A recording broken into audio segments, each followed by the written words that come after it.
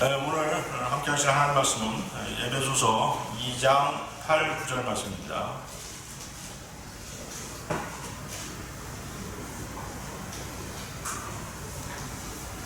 에베소서 2장 8, 9절 말씀, 여러분들 잘 아시는 너무 유명한 구절이죠.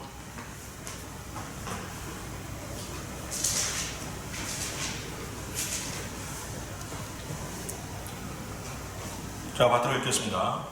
에베소서 2장 8, 9절 말씀.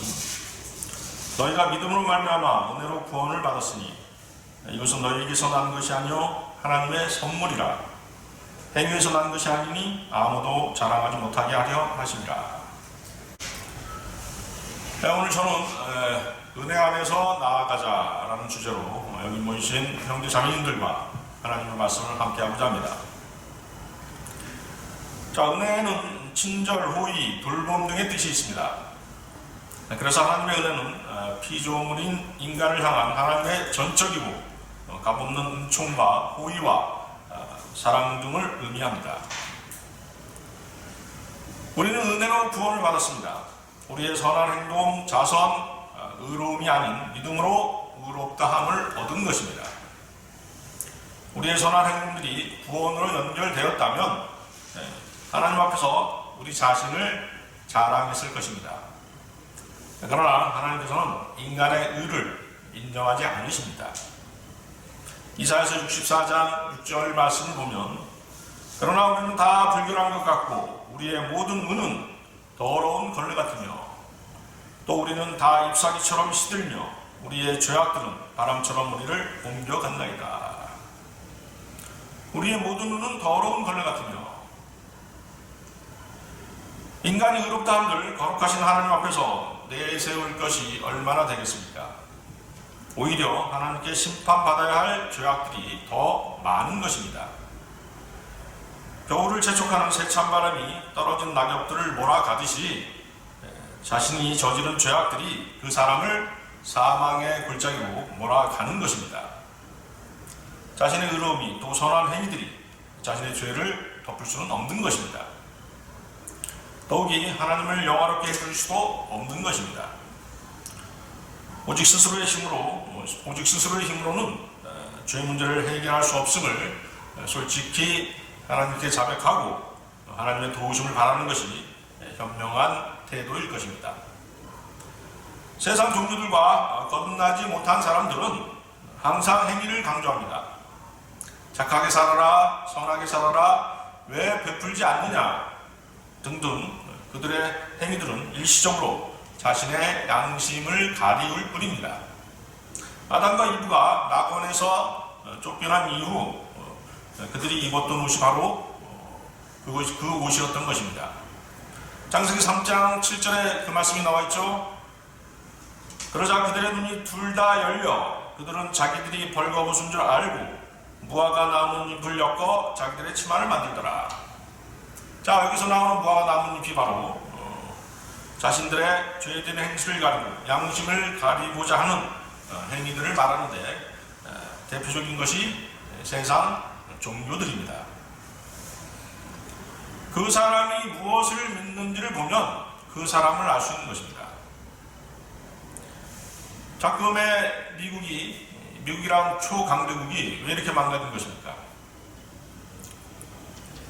지금 이제 그 우크라이나 사태가 있었죠.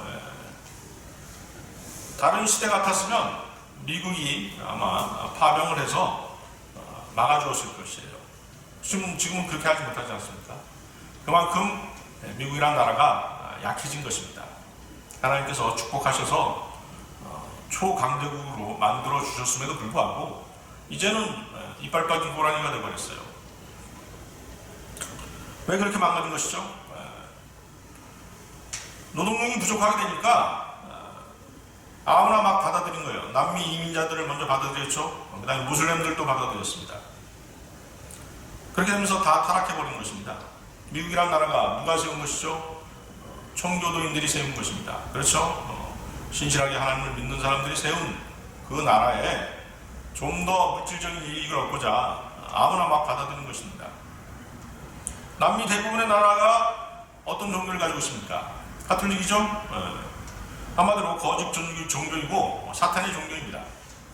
하나님과 인간 사이의 유일한 중보자이신 예수 그리스도를 부인하고 하늘 여신을 마리아로 둔감시켜서 숭배하고 마리아를 중보자로 삼는 그런 정치 집단인 것입니다. 모슬렘은 또 어떻습니까?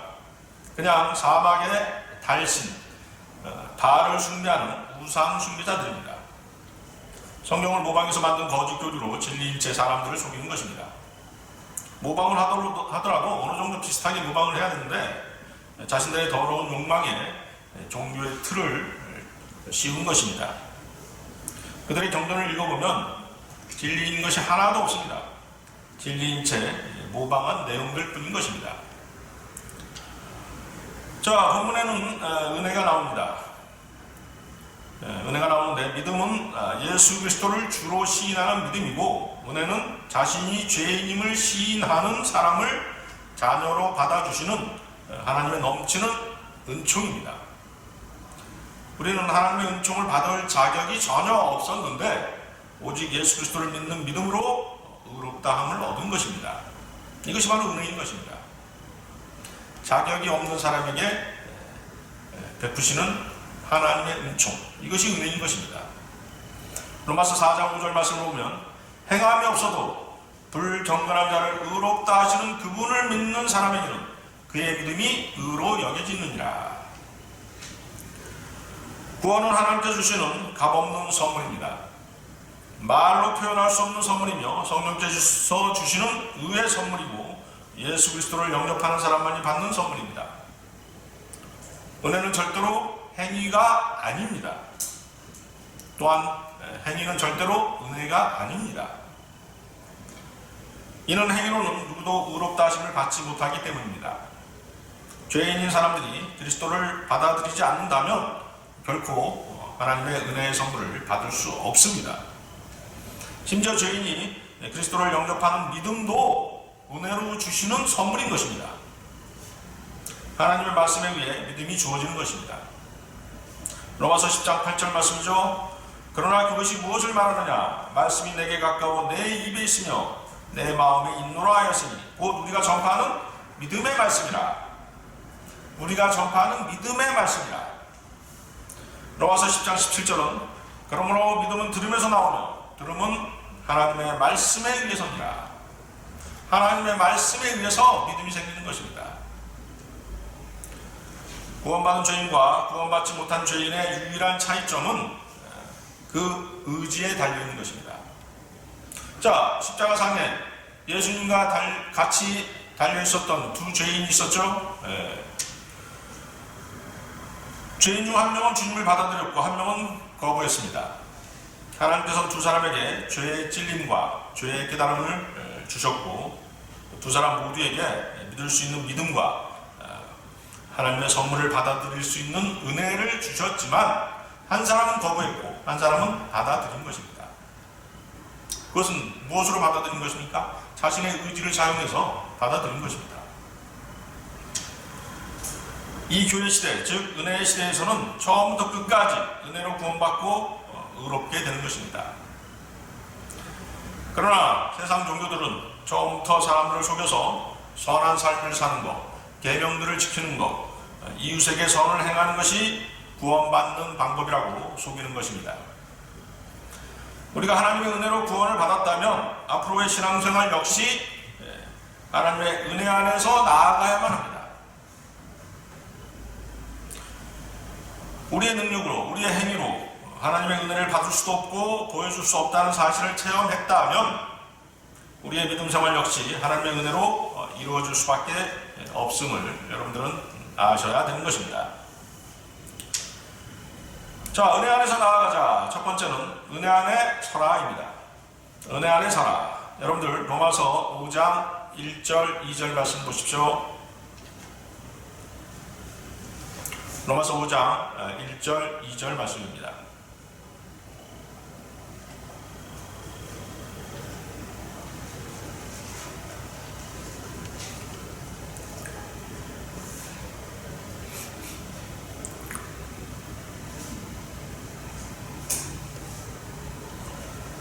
자, 로마서 5장 1절 2절 말씀. 그러므로 우리가 믿음으로 의롭게 되었으니 우리 주 예수 그리스도를 통하여 하나님과 화평을 갖느니라. 또 그분으로 인하여 우리가 서 있는 이 은혜 안에 믿음으로 나아가며 하나님의 영광의 소망 안에서 즐거워하느니라. 하나님께서 인류 역사 6천년 동안 이렇듯 완전한 은혜로 인간을 구원하신 것은 이 교회 시대밖에는 없습니다. 율법 시대 전에 아브라함의 때도 아브라함의 때 어떻습니까? 아브라함도 은혜로 구원을 받았죠. 은혜로 구원을 받았지만 작금에 우리가 구원받은 것과는 달랐습니다. 어떻게 달랐습니까? 아브라함은 창세기 15장에서 하나님을 믿음으로써 믿음으로 의롭게 여겨졌고, 그렇죠? 창세기 22장에서 자신의 독생자 이삭을 하나님께 번제물로 드리는 그 행위로 그 믿음이 입증되고 나서야 비로소 의롭게 되었던 것입니다. 우리하고 다르죠? 아브라함의 믿음은 자신의 행위로 완성되었던 것입니다. 그러나 교회 시대의 모든 그리스도인들은 믿음으로 모든 것이 단번에 이루어진 것입니다. 이해하시겠습니까? 아브라함은 하나님을 믿는다고 했을 때 그때 의롭다라고 여겨진 것이에요. 그때 의가 전가된 것입니다. 그리고 그의 의가 입증된 것은 언제예요? 이삭을 바쳤을 때 입증된 것입니다. 행위로 그의 믿음이 입증된 것이죠. 아시겠어요? 그러니까 imputation, 의의 전가와 또 justification, 의롭게 됨이 시간차가 있었던 것입니다. 아시겠죠? 그렇지만 작금에 우리 그리스도인들은 예수 그리스도를 구주로 영접하는 순간 의롭게 됨과 또 의의 전가가 동시에 이루어지는 것입니다. 이처럼 믿음으로 의롭게 된 그리스도인은 주 예수 그리스도를 통하여 하나님과 화평을 갖느니라고 성경은 말씀하십니다. 자, 하나님과 화평을 갖는다는 뜻이 무슨 뜻입니까? 자, 여러분들 화평, 평안 이런 표현 많이 쓰지 않습니까? 하나님과 화평을 갖느니라. 그 얘기는 하나님 앞에 양심적으로 아무런 꺼리낌이 없다는 뜻입니다. 마지막 백부자의 심판에 서지 않고 지옥에 가지 않으며 정죄 받지 않는다는 것입니다. 두려울 것이 없다는 것입니다.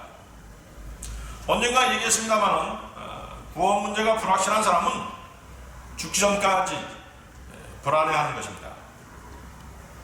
사후에 자신이 어떻게 될지 확신할 수 없으니까 평안이 있을래야 있을 수가 없는 것입니다. 요한일서 4장 18절 말씀입니다. 사랑 안에는 두려움이 없나니 온전한 사랑은 두려움을 쫓아내느니라. 이는 두려움에는 고통이 있으니라. 두려워하는 자는 사랑 안에서 온전해지지 못하였느니라. 자신이 혹시라도 지옥에 갈지 모른다는 그런 두려움이 있는 것입니다. 구원이 흔들리는 사람들은 그런 것이 있는 것이에요. 사랑 안에서 온전해지지 못한 것입니다. 하나님과 화평을 갖지 못한 것입니다. 여러분들이 자신의 육신대로 살고 세상에 푹 빠져 산다고 한다면 구원을 받았더라도 자신의 구원이 흔들릴 수 있어요. 그러면서 하나님과 화평을 갖지 못하는 것입니다. 자, 어떤 사람이 구원의 확신 가운데 있다면 죽기 전에 아름다운 간증을 남길 것입니다. 자, 여러분들 한번 생각해 보십시오. 만약에 주님 오시기 전에 내가 죽는다면 아름다운 간증 하나쯤은 남길 수 있어야 되지 않겠습니까? 어떤 유언을 남길 생각이십니까? 나는 이제 죽어도 여한이 없다.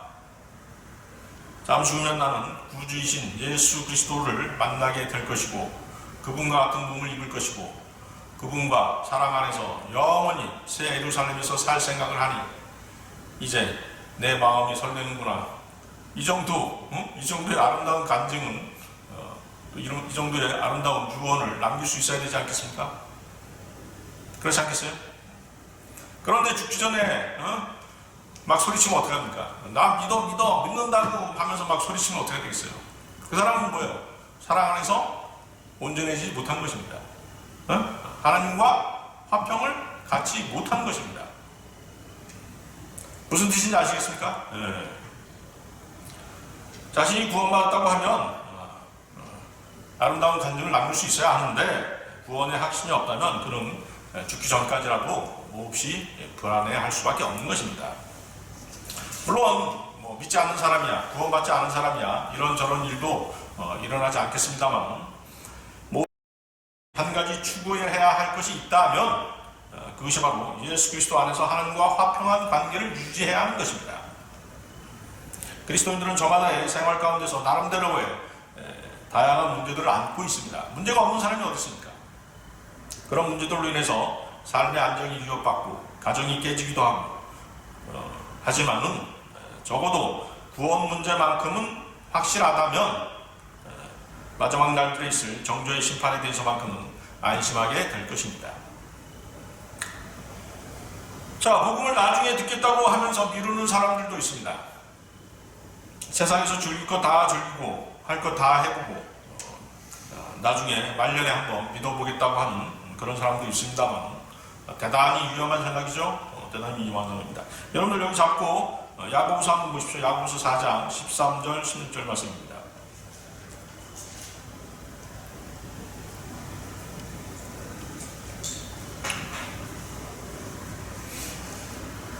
야고보서 4장 13, 16절 말씀. 이제 오라. 오늘이나 내일 우리가 어느 성읍으로 가서 거기서 1년쯤 지내며 사고파나 수익을 올리리라 하는 자들이여, 너희가 내일 일어날 일을 알지 못하나니 너희 생명이 무엇이냐? 잠깐 보이다가 사라지는 안개니라. 오히려 너희가 주께서 원하시면 우리가 살겠고 또 이것이나 저것을 할 수 있으리라 하고 말해야 할 터인데, 이제 너희가 너희의 자만 가운데 기뻐하고 있으니 그러한 기쁨은 다 악하니라. 나중에 복음을 듣겠다든가 나중에 믿겠다고 하는 사람들의 말은 신뢰할 수 없는 말입니다. 복음을 듣고 구원을 받아서 완전한 화평 가운데 있는 사람들만이 주님의 재림을 기쁨으로 맞이할 수 있는 것입니다. 전혀 마음의 준비가 안 되는 사람은 주님의 재림을 전혀 대비할 수 없는 것입니다. 자, 여러분들 데살로니가 전서 5장 1절에서 4절 말씀도 보십시오. 데살로니가 전서 5장 1절에서 4절 말씀입니다.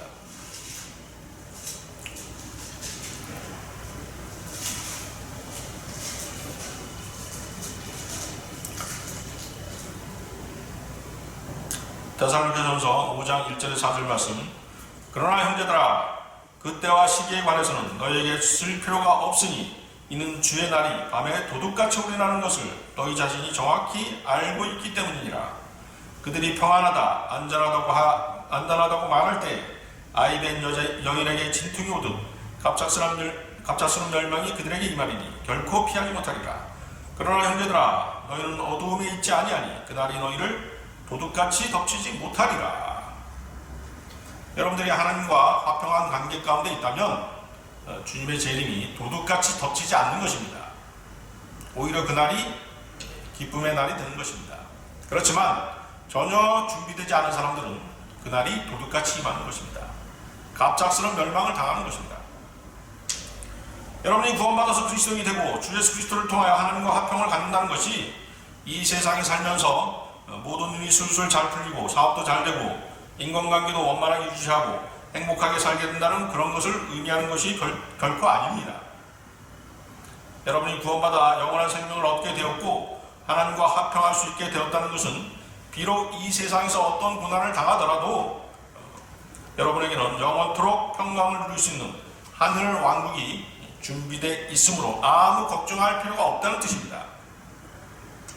오히려 미래에 누리게 될 영광을 생각한다면 지금 이 세상에서 겪는 고난과 고통은 하잘 것 없는 것들입니다. 로마서 8장 18절 말씀이죠. 이는 현재의 고난들이 우리에게 나타나게 될 영광에 감히 비교되지 못한다고 내가 여기기 때문이라. 여러분 다시 돌아가 보십시오. 로마서 5장 2절 말씀입니다. 자, 어떤 말씀이 나옵니까? 우리가 서 있는 이 은혜. 자, 우리가 믿음으로 말미암아 하나님의 은혜로 구원받게 된 그 은혜입니다. 아시겠죠? 우리가 서 있는 은혜는 우리가 믿음으로 말미암아 하나님의 은혜로 구원받게 된 은혜입니다. 이 은혜는 또한 그리스도인이 궁극적으로 주님의 재림과 함께 얻게 될 영광이 포함된 것입니다. 자, 그 다음에 어떤 말씀이 있습니까? 이 은혜 안에 믿음으로 나아가며, 자, 이 뜻은 그리스도인의 믿음은 하나님의 은혜 안으로 들어가는데 어떻습니까? 들어가는 유일한 수단이었고 통로였죠? 그렇지 않습니까? 이 은혜 안에 믿음으로 나아가며, 믿음으로 우리가 구원을 받은 거 아닙니까? 그렇죠? 주 예수 그리스도를 믿었을 때 하나님께서는 우리를 그분의 은혜 안으로 이끌어 주신 것입니다. 그래서 우리는 지금 그분의 은혜 안에 들어와 있는 것입니다. 하나님께서 이끌어 주시지 않았다면 우리는 주님의 은혜를 깨닫지 못했을 것입니다. 한마디로 구원에 대한 감사와 찬양도 없었을 것이고 평안은 물론이거니와 주님께 영광 돌리는 삶도 살지 못했을 것입니다. 자, 계속해서 이 은혜 안에 믿음으로 나아가며 하나님의 영광의 소망 안에서 즐거워하느니라고 성경은 말씀하십니다. 믿음으로 하나님의 은혜 안에 들어오게 된 우리에게는 또 소망이 있게 된 것입니다.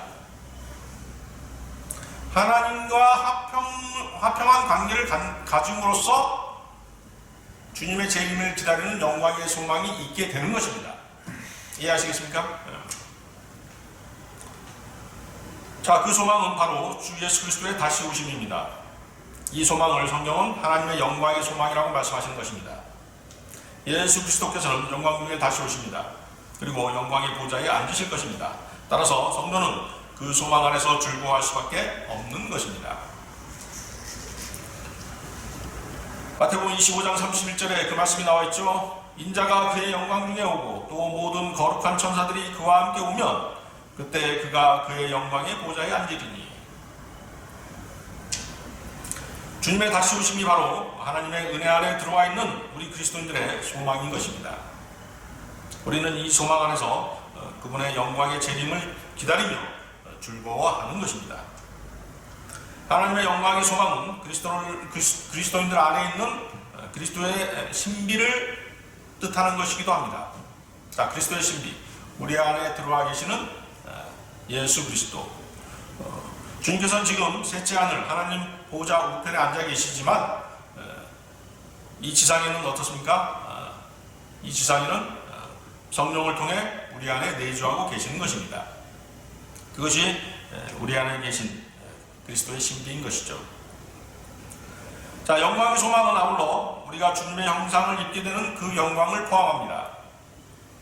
그러기에 은혜 안에 굳게 선다는 것이야말로 성도들에게 더없이 귀중한 영광의 소망을 갖게 하는 것이기에 성도는 믿음 안에서 그 하나님의 구원의 은혜를 디딤돌처럼 굳게 딛고 서 있어야 하는 것입니다. 은혜 안에서 나아가자. 두 번째는 은혜로 가르침을 받아라. 여러분들 디도서 보십시오. 디도서 2장 11절에서 14절 말씀입니다. 디도서 2장 11절에서 14절 말씀.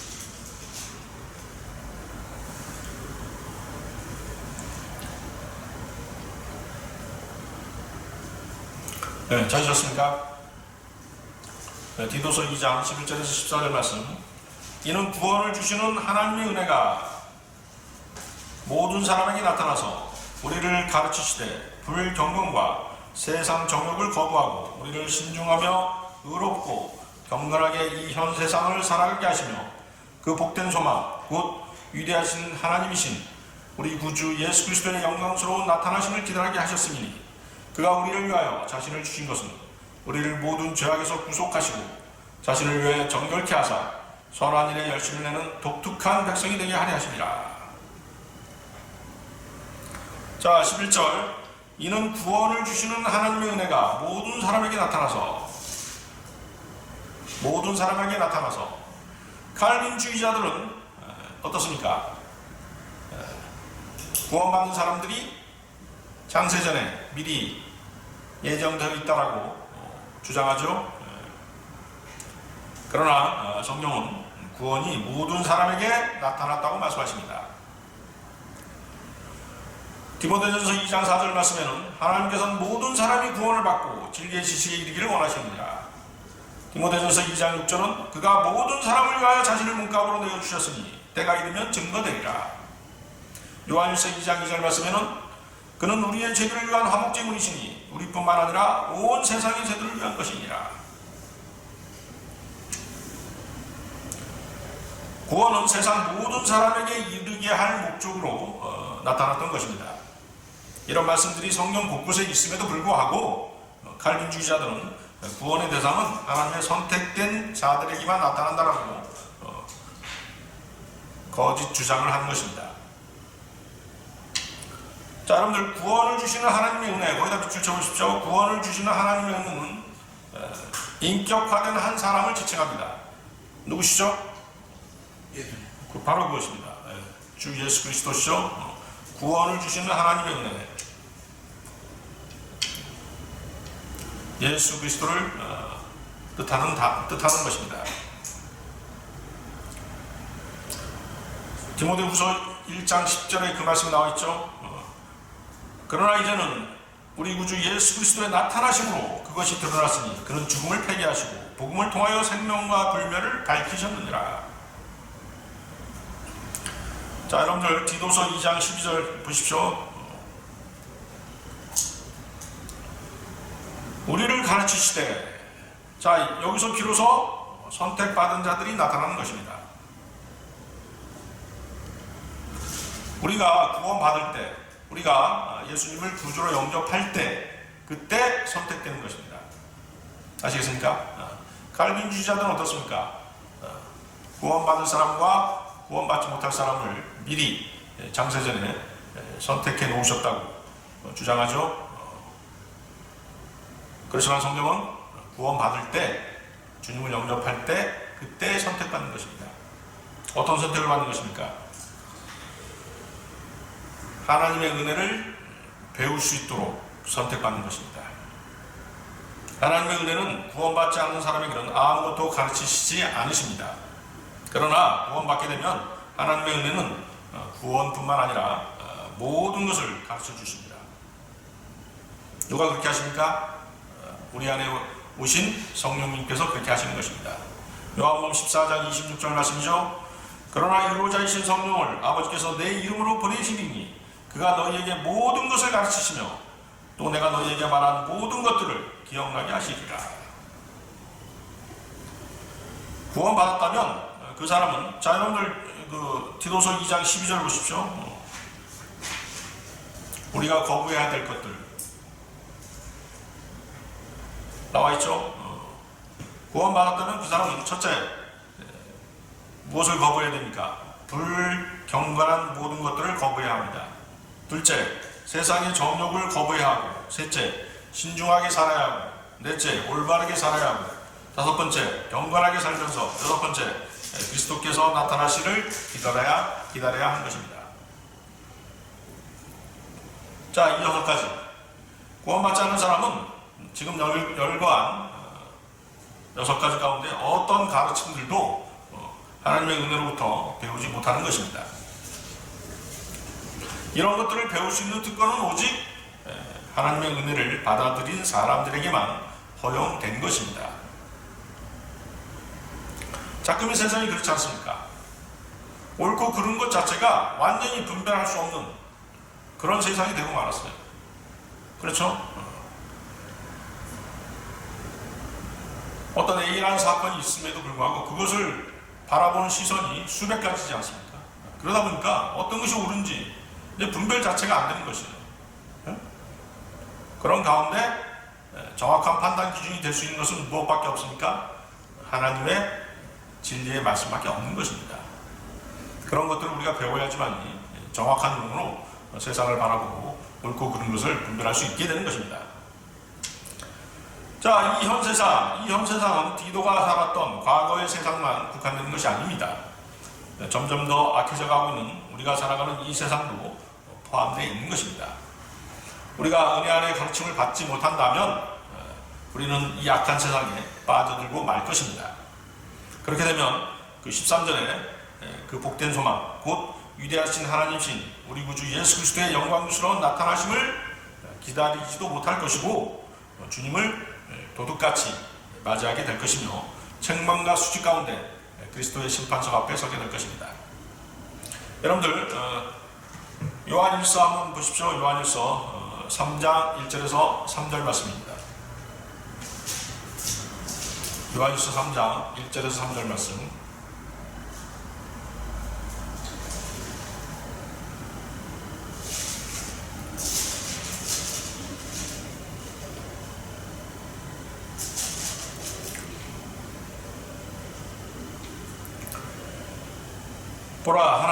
보라 아버지께서 어떠한 사랑을 우리에게 주셔서 우리로 하나님의 아들들이라 불리게 하셨는가. 그러므로 세상이 우리를 알지 못하나니 이는 세상이 그분을 알지 못했기 때문이라. 사랑하는 자들아, 이제는 우리가 하나님의 아들들이라. 우리가 어떻게 될 것인지는 아직 나타나지 아니하였으나 그가 나타나시면 우리가 그와 같이 되리라는 것을 아노니 이는 우리가 그분 그대로 그분을 볼 것이기 때문이라. 그분 안에 이 소망을 가지는 사람은 누구나 그분이 정결하신 것처럼 자신을 정결케 하느니라. 여러분들이 구원만 받고 성령님의 가르치시는 은혜를 받지 못했다면, 즉 성령님의 가르치심을 거부했다면 여러분 결단코 정결한 삶을 살 수 없고 신실한 그리스도인으로서 주님께 발견될 수 없을 것입니다. 여러분들이 성령님이 인도하시는 진리의 지식에 대한 가르침을 여러분의 의지로 거부할 수도 있지 않습니까? 그렇죠? 성령님께서는 모든 진리로 여러분을 인도하시고 싶어 하는데 그것을 거부하는 사람들이 있는 것입니다. 그런 것을 거부하게 되면 여러분들이 정결한 삶을 살 수가 없는 것입니다. 삶의 방식을 배울 수가 없는 것이죠. 하나님께서 원하는 삶의 방식을. 거기 3장 3절 보십시오. 그분 안에 이 소망을 가지는 사람은 누구나 그분이 정결하신 것처럼 자신을 정결케 하느니라. 자, 아까 복된 소망은 주님의 다시 오심을 소망하는 것입니다. 그렇습니까? 네. 그러면 정결함은 지속적으로 복된 소망을 고대할 때만이 얻을 수 있는 것입니다. 자, 여러분 생각해 보십시오. 여러분이 주님의 다시 오심을 소망하지 않고 그리스도의 심판석 앞에 설 것을 대비하지 않는다면 아무렇게나 막 살 것입니다. 그렇겠죠? 네. 주님이 다시 오시지도 않고 그리스도의 심판석도 없다면 막 살 수밖에 없지 않겠습니까? 우리의 육신은 그렇게 브레이크가 없는 것이에요. 하나님의 말씀으로 제동장치를 걸어놓지 않으면 브레이크 없이 막 질주하는 자동차와 같은 것입니다. 여러분들 한 주간 살면서 한번 생각해 보세요. 하나님의 말씀으로 자신을 바로잡지 않으면 육신은 마음대로 하는 것이에요. 마음대로 죄 가운데 사는 것입니다. 그래서 세상이 이렇게 악해지는 것입니다. 우리는 자신을 위해 정결케 하기 위해서 이 세상에 사는 동안 성결된 삶을 살아야 하고 믿음으로 정결케 돼야 되고 성령으로 정결케 돼야 되며 재림을 기다리는 소망 가운데서 정결케 돼야 되는 것입니다. 또한 말씀으로 바로 잡혀야 되는 것입니다. 베드로전서 1장 22절 말씀은 우리가 진리의 순종함으로 우리의 혼들이 정결케 되었다고 말합니다. 너희가 성령을 통하여 진리의 순종함으로써 너희 혼들을 정결케 하여 가식 없는 형제 사랑이 이르렀으니 순결한 마음으로 서로 뜨겁게 사랑하라. 성령님을 통해서 진리를 배우고 그 진리에 순종함으로써 여러분들이 정결케 되는 것입니다. 자, 이렇게 그리스도인이 정결한 삶을 살 때, 즉 진리에 순종할 때 세상은 그리스도인을 독특한 사람으로 바라보는 것입니다. 구원받지 않는 친구들이나 친척들이 보기에 그 사람이 독특해 보이지 않는다면, 또 세상 사람들이 봤을 때 자신이 독특해 보이지 않는다면 그 사람은 이미 타락한 그리스도인이 된 것입니다. 뭔가 문제가 생긴 것이죠. 그리스도인이 어느 직장, 어느 단체, 어느 가정에 들어가서 독특해지지 않는다면 그분 그곳을 변화시킬 수 없는 것입니다. 오히려 그들에게 동화되어서 세상 사람인지 그리스도인지 구별할 수 없는 지경이 되어버리는 것입니다. 완전히 타락해버리는 것이죠. 그래서 은혜로 구원받은 그리스도인들은 반드시 은혜 가운데 진리에 순종함으로써 정결한 삶의 방식을 배워야 하는 것입니다. 은혜 안에서 나아가자. 세 번째는 은혜를 끼치며 살라. 은혜를 끼치며 살라. 여러분들 에베소서 4장 29절 32절 말씀 보십시오. 에베소서 4장 29절 32절 말씀.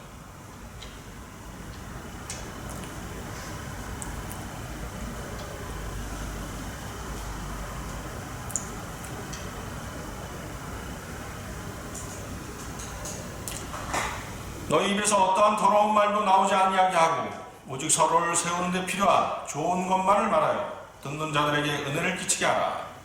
하나님의 거룩한 영을 슬프게 하지 말라. 너희가 그로 인해 구속의 날까지 인치심을 받았느니라. 모든 신랄함과 분교와 분노와 고함지는 것과 욕설을 모든 악의와 함께 너희로부터 버리라. 너희는 서로 친절하고 다정다감하며 서로 용서하되 하나님께서 그리스도를 위하여 너희를 용서하신 것 같이 하라.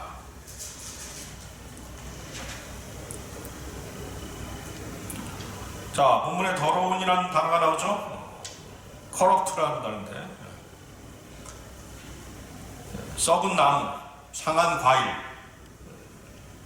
이런 데 쓰이는 단어입니다. 썩은 과일, 냄새나고 더럽죠. 썩은 나무도 마찬가지입니다. 따라서 더러운 말은 거짓말과 중상모략, 더러운 농담, 불결하고 무례하고 음란한 모든 말들을 포함하는데 사람의 마음을 상하게 하는 것입니다. 특히 형제 자매들 가운데는 이런 말을 조심해야 되는 것입니다. 아주 무례한 그런 말들은 오랫동안 잊혀지지 않는 것입니다. 세상 사람들한테 받은 그런 모욕도 물론 오래 가지만은 특히 형제 자매들 간에 무례하고 모욕적인 언사를 들었을 때는 오래 가는 것입니다. 용서하기가 쉽지 않습니다. 서로 조심해야 되겠죠. 아울러 이 더러운이란 말은 하나님의 말씀을 자신의 생각이나 주관으로 바꿔서 성경을 변개시키는 것과도 연관이 있습니다. 고린도후서 2장 17절 말씀이죠.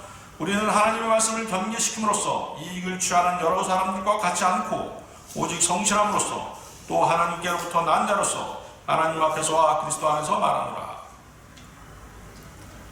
사람들이 하나님의 말씀을 변개시키는 이유가 무엇이겠습니까?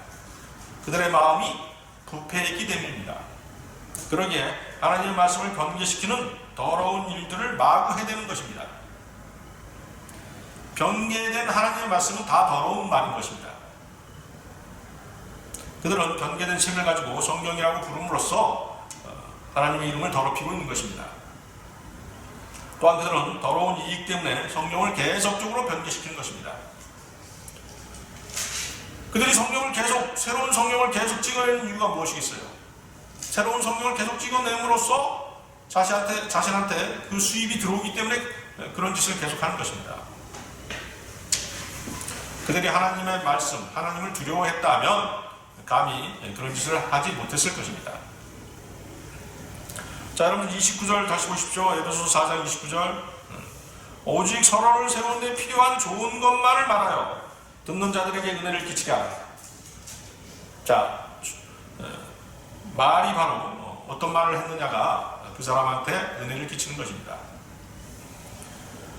에베소서 5장 3절에서 5절 말씀하고 연관이 있죠. 여러분들 에베소서 5장 여기 잡고 에베소서 5장 3절에서 5절 말씀 보십시오.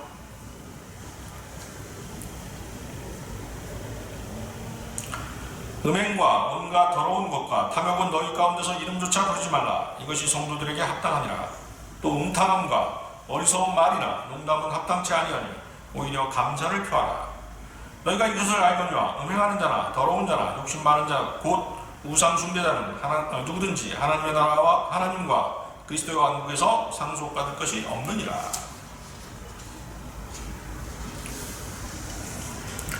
그리스도인은 자신과 관계를 맺는 사람들에게 은혜를 끼치는 말을 해서 거룩하신 하나님을 알게 하고 복음을 깨닫는 계기가 될 수 있도록 해야 하는 것입니다.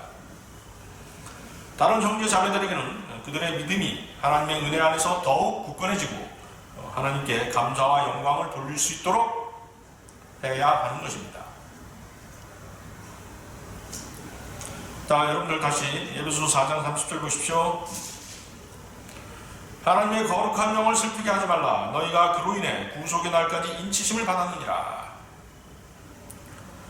자, 성령께서는 인격이십니다. 그러기에 그리스도인들이 그분을 슬프게 하거나 거역하거나 그분께 거짓말할 수도 있습니다. 그렇죠? 자, 어떤 판단을 할 때 하나님의 말씀이 주어지는데 그리스도인들이 어떻습니까? 그 말을 거부할 수 있지 않습니까? 불순종할 수 있죠? 그런 것입니다. 성도가 하나님의 자녀로서 모범을 보이고 은혜를 끼치는 삶을 살지 못하면 당연히 성령께서는 슬퍼하실 수밖에 없는 것입니다. 또한 그리스도인은 구속의 날 주님의 재림 때까지 인치심을 받았습니다. 하나님께서 성도들을 끝까지 보호하시는 것입니다. 우리를 끝까지 보호하시는 그분의 은혜를 생각한다면 우리 그리스도인들은 성령님을 절대로 슬프게 해드려서는 안 되는 것입니다. 시편 97편 10절을 보면 주를 사랑하는 너희들아 악을 미워하라. 그가 그의 성도들의 혼들을 보호하시며 그가 그들을 악인의 손에서 구해내시느니라. 고린도전서 1장 8절에서도 또한 그분께서 너희를 끝까지 확고하게 지키셔 우리 주 예수 그리스도의 날에 책망할 것이 없게 하시리라. 자, 성도들은 성령님께서 기뻐하시는 일을 행해야 하는데 그 중에 가장 중요한 것이 주위 사람들에게 하나님의 은혜를 끼침으로써 그들이 주님께 감사를 드리고 영광을 돌리는 삶을 살게 하는 것입니다. 믿지 않는 사람들에게도 분명히 그렇게 할 수 있습니다. 아, 저 사람은 뭔가 달라. 그리스도인이라고 자기를 소개하는데 우리하고 뭔가 사는 게 달라. 그런 평가를 받아야지만이 그들이 하나님을 두려워하게 되는 것입니다. 하나님을 경외하게 되는 것입니다. 또한 성도는 자신이 받은 은혜와 복을 감추어 두고 자신만 꺼내볼 것이 아니라 다른 사람들에게 얘기할 수 있어야 합니다. 그리스도께서 내 삶을 이렇게 인도하셨고 나를 이렇게 구원하셨고 어떻게 고난에서 구출하셨으며 어떻게 기도에 응답받았는지를 아름다운 간증으로 나타낼 수 있어야 하는 것입니다. 우리는 형제 자매들이 자기 자랑을 하는지 하나님의 은혜를 끼치는 간증을 하는지를 우리가 분별할 수 있는데 그것은 그리스도께서 어떤 식으로 인도하셨는지를 하나님의 말씀으로 전할 수 있기 때문인 것입니다. 갈라디아서 5장 16절 말씀이죠. 내가 이것을 말하노니 성령 안에서 행하라. 그리하면 너희는 육신의 정욕을 이루지 아니하리라. 하나님의 은혜를 끼치는 삶을 사는 것은 성령님의 인도하심을 받는 삶을 살아야 가능한 것입니다. 그렇게 되면 성도는 은혜 안에서 은혜를 끼치는 말을 할 수 있는 것입니다. 골로새서 4장 6절 말씀인데 너희의 말이 항상 은혜와 더불어 있게 하고 소금으로 맛을 내듯 하라. 이는 각 사람에게 어떻게 대답해야 하는가를 알게 하려는 것이라.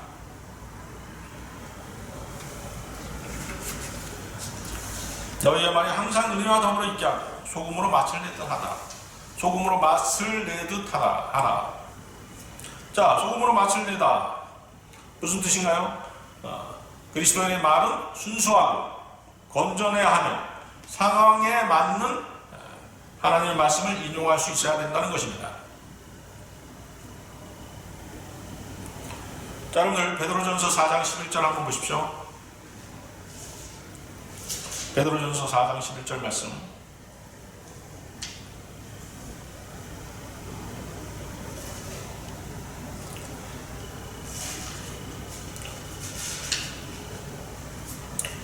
만일 누가 말하려거든 하나님의 말씀처럼 말하고 또 누가 섬기려거든 하나님께서 공급하시는 능력으로 하는 것처럼 하라. 이는 모든 일에 예수 그리스도로 말미암아 하나님께서 영광을 받으시게 하려 함이니 그분께 찬양과 권세가 영원 무궁토록 있느니라. 아멘. 자, 다시 여러분들 31절 한번 보십시오. 다시 돌아가서 31절.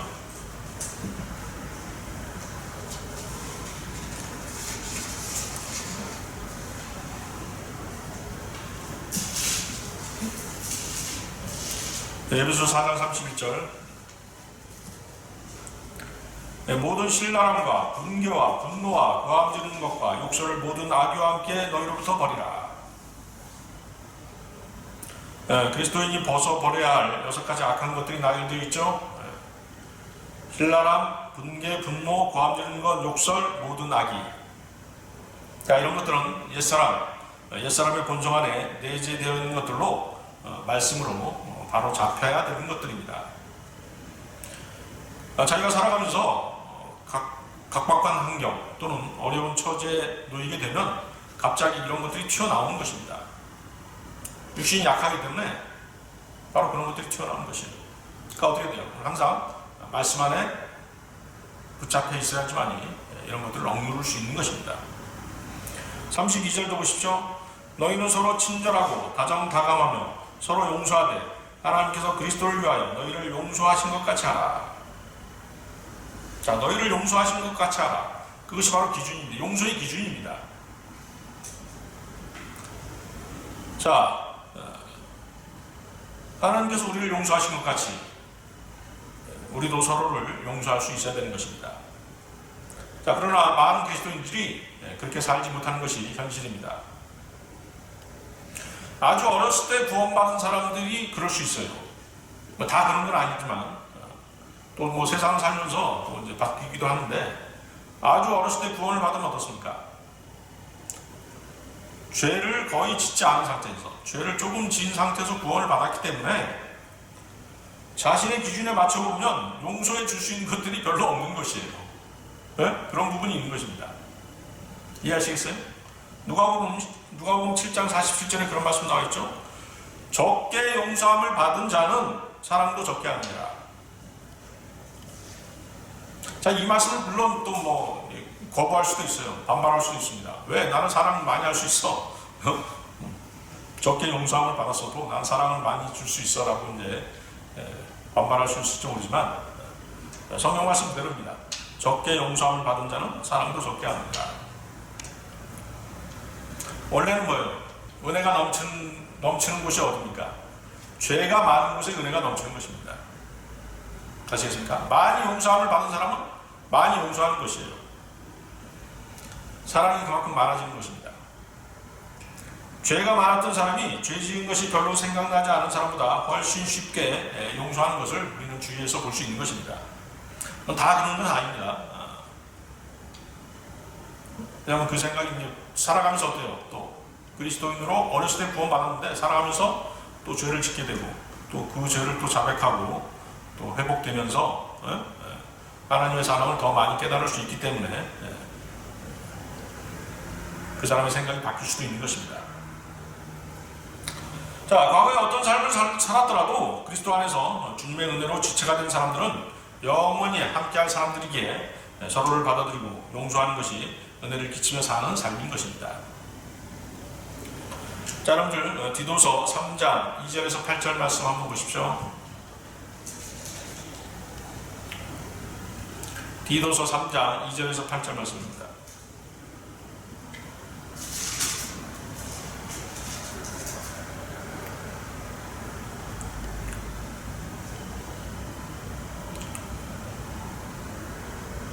자, 은혜를 끼치며 사는 삶이 나와 있죠. 아무도 비방하지 말며 말다툼하지 말고 유순하여 모든 사람들에게 온전한 온유함을 보이게 하라. 우리도 한때는 어리석고 복종치 아니하며 미혹당하고 여러가지 욕심과 꾀락의 종로를 타며 악과 시기 속에서 살고 가증스러우며 서로 증오하는 자였으나 그 인간을 향한 우리 구주 하나님의 인자하심과 사랑이 나타나서 우리가 행한 의로운 행위에 의하지 않고 그에 따라 중생의 씻음과 성령의 새롭게 하심으로 우리를 구원하셨으니 이 성령을 예수 그리스도 우리 구주를 통하여 우리에게 풍성히 부어주셨느니라. 이는 우리가 그의 은혜로 인하여 의롭게 되어 영원한 생명의 소망을 따라 상속자들이 되게 하려 하심이라. 이 말씀은 신실하도다. 난 내가 이런 것들에 관하여 강력하게 화가 나기를 원하노니 이는 하나님을 믿는 사람들이 선한 일들에 유념하여 진력하게 하려 함이라. 이런 것들은 선하며 사람들에게 유익하니라. 자, 오늘 설교의 결론입니다. 여러분들 베드로후서 3장 18절 보십시오. 베드로후서 3장 18절 말씀입니다.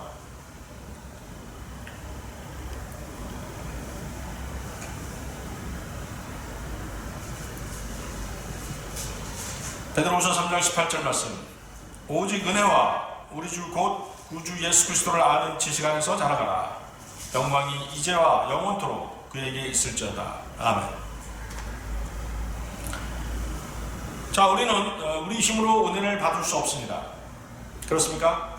다만 하나님의 허락하심에 의해서 기도와 간구로 은혜를 구할 수 있고 은혜를 받을 수 있는 것입니다. 우리가 화평 가운데 있어야, 주님과 화평한 관계를 가져야 은혜의 보좌로 담대히 나아갈 수 있는 것입니다. 자, 여러분은 구원받아서 하나님의 자녀가 되었기에 이미 그분의 은혜 안에 들어와 있습니다. 여러분을 의롭게 하기 위해서 하나님께서는 자신의 아들을 값없이 내어주신 것은 한마디로 말할 수 없이 크고 놀라운 하나님의 은혜였던 것입니다. 이 은혜는 일회성으로 끝나는 것이 아니라 영원한 생명을 보장받은 그리스도인들에게는 하나님의 은혜가 영원토록 지속되는 것입니다. 그러기에 그리스도인들은 하나님의 은혜 가운데 성장해야 하는 것입니다. 자, 하나님의 은혜 가운데 성장하기 위해서는 여러분들이 예수 그리스도를 아는 지식 안에서 자라갈 수 있도록 하나님의 진리의 지식으로 무장되어야 하는 것입니다. 자, 여러분들이 하나님의 진리의 지식을 배울 수 있다는 것 자체가 하나님의 또 다른 은혜인 것입니다. 진리의 말씀을 통해 그리스도를 배울 수 있는 은혜를 여러분들은 그런 기회가 있다면 반드시 붙드시고 다른 지체들에게 하나님의 은혜를 끼칠 수 있는 신실한 그리스도인들로 성장하시고 또 그렇게 살아가도록 하시기 바랍니다. 다 같이 기도하시기 바랍니다. 기도하시겠습니다.